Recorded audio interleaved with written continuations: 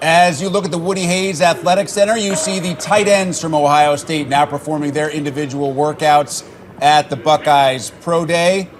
Luke Farrell among the tight ends, Jake Hausman, and Derek Malone, a former Buckeye guy who never caught a pass for Ohio State, was an undrafted free agent in 2019. Running backs are working out as well right now, so we'll get some video of that man, Trey Sermon, about to show off his agility. Howard, our understanding is that Sermon is fully recovered from that dislocated collarbone that he suffered in the national championship game. He's a guy who physically is a burlier, a bigger tight back, loves to run downhill. I was impressed with his ability to catch the ball out of the backfield last year as well. Yeah, I was impressed today with him catching the football as well, and I think those are things that you have to answer a lot of times when you're playing in this particular system. But one of the things I want to point out, Rick, is normally at these pro days that you've seen, most of the time the NFL coaches are the ones that are taking them through their particular drills. Today we've watched Ohio State's coaches. We're going to see Coach Wilson, we're going to see Coach Alford take their running backs through some of these drills to get them comfortable, along with some of the NFL coaches. But you're seeing mostly the Ohio State coaching staff are the ones that are conducting the workouts that their players are going through. Again, another reason for their players to be comfortable in what they're being asked to do. All right, something you know a little bit about here. Scouts watching you as a running back to see your footwork, to see how you receive the football. What specific things are they watching with a guy like Trey Sermon? Being able to explode the eyes, as you see him continue to run through those bags, and then at the end they're gonna move the bag one way or the other to see what type of quickness he has to be able to make that cut. See him run unofficial 4.58 again.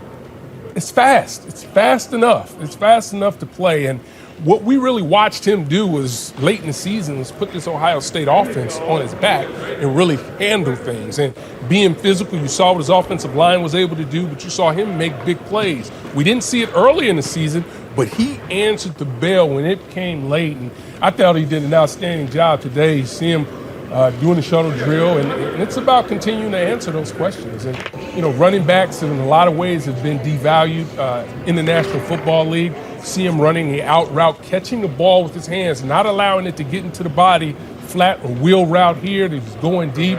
Again, let's see him catch it in his arms and his hands and not using the body to be able to catch it. So I think he's having a really nice day of being able to go out and show the scouts what he's capable of doing. Yeah, Howard, I understand that running backs in general have been devalued. The days of a top 10 running back, I mean, they're almost gone unless there's a generational talent. Most guys now are considered sleepers no matter how good they are. I mean, the numbers that Harris from Alabama put up and other guys, they're considered mid-round guys. It's about getting to the right spot. But I also think you become so much more valuable when you can catch the ball out of the backfield. You have quarterbacks like Patrick Mahomes or other guys, Lamar Jackson, who are trying to really extend so many plays, and a lot of times that running back is the safety valve. That check down, you can get your team 4 or 5 yards on an otherwise busted play. That, to me, has become more and more valuable in this new NFL. Yeah, let me take you back a few years. James White has made an unbelievable career of catching the ball from out Wisconsin of the backfield. To the Patriots, absolutely. And he has done a great job, does all the things he needs to do as far as being able to pass protect.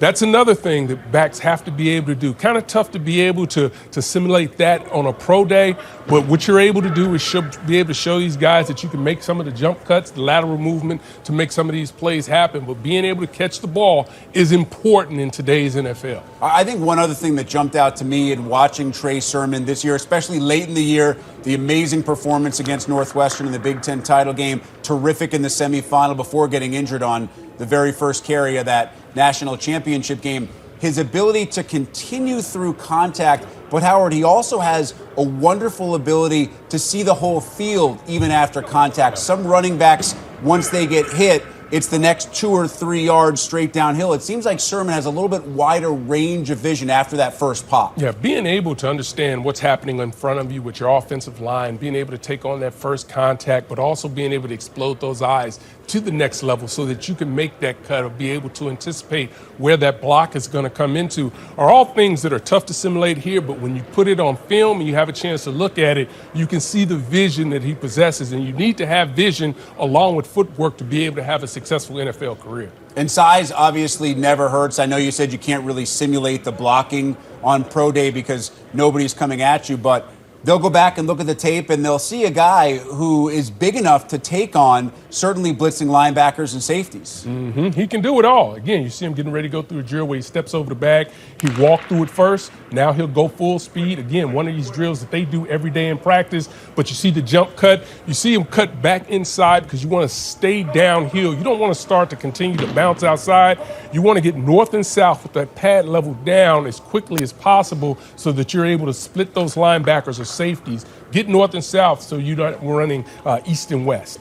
And this is obviously telling you a lot about Trey Sermon with that injury. He wanted to come out here today. Felt like this was a really important day for him to be able to show the scouts what he can do coming off that injury in the national title game. Joshua Perry is seeing this from a much closer perspective than we are. Joshua, what are you seeing right now from Trey Sermon? Well, Howard, you know from playing running back that one of the biggest things that you have to have is body control. And you can see the control with Trey Sermon right now. He looks very cool. He looks very calm. The footwork is on point. The body motions are under control, as you can see, lowering the center of mass and then being able to make the cuts, using his vision in concert with the rest of his body. Looking really good right now just in terms of a smoothness and control perspective. Joshua, how does he project physically in person? He looks really good. He's well put together. You can tell that he's a running back body type, but he also looks a little bit leaner of an athlete. He's not necessarily going to be your guy who's going to be, between the tackles all the time. He's going to be able to get out in space. He's going to be able to catch the football, but he will give you those tough yards. If you watch the tape from him at Ohio State, very physical back when the time comes to be physical. You spoke about catching the ball. We saw Trey Sermon as one of the receivers during Justin Fields' individual workout. Caught a bunch of passes from Fields. This is an aspect that he is going to have to bring to the next level. How did he look in receiving the ball from Fields today? He looked really good. It was actually a highlight of his workout, in my opinion. It was something that he had to come out here and do well because it was a question. At Ohio State and when he was at Oklahoma, he just didn't have a ton of chances to catch the ball out of the backfield. And he ran an array of routes. He had swing routes. He ran bubble routes. We saw some of those kind of jerk routes or Texas routes. And then he even ran on the wheel. And what was impressive about that was it was a very smooth route, but he tracked the ball really well, and his hands looked natural as he brought the ball in. So great way for him to showcase his skill set right there. How well do you know his personality, Joshua? He seems like a fairly easygoing guy, a kind of a laid-back personality, but a guy who obviously shows a ton of competitiveness in between the stripes. I don't know him very well, but I know his coach, Tony Alford, very well, the running back coach at Ohio State. And I was talking to Tony before things got started today about Trey's workout. And the one thing he said to me is these days are usually terrible because all the NFL guys want to sit there and talk to the coaches and ask them questions. He said not today because he loves Trey Sermon, just the person that he is. So definitely got the right demeanor. He's a guy that coaches are going to really enjoy being around, and a great teammate as well.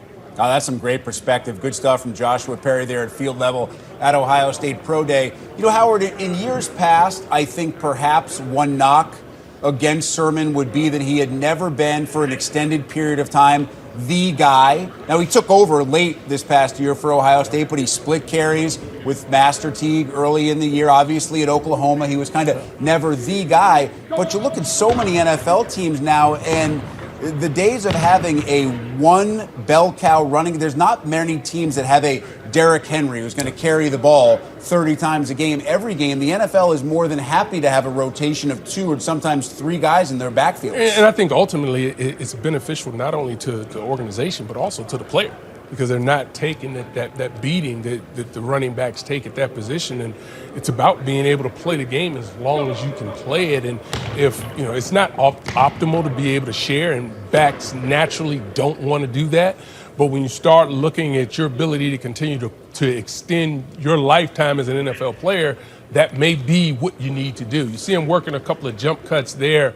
There were a couple NFL coaches that came over and kind of were talking with Coach Alford, probably telling, well, can you do this drill for us so we can see him do some of these other different things. So you're having some interaction with the pro coaches with Ohio State's coaching staff as well to try to be able to put the player in the best situation and also be able to answer any questions they may have about the players. And also, if there are any additional questions that scouts may have about Trey Sermon that he didn't answer today, they can simply say, hey, go back to that Northwestern game and remember the number 331, or back to that Clemson game in 193. Try to add those two numbers up in the postseason, and the tape will tell you pretty much all you need to know. Trey Sermon putting the finishing touches on his individual workout at Ohio State Pro Day, projected as a 4th or 5th rounder by Fox Sports NFL draft analyst Rob Rang.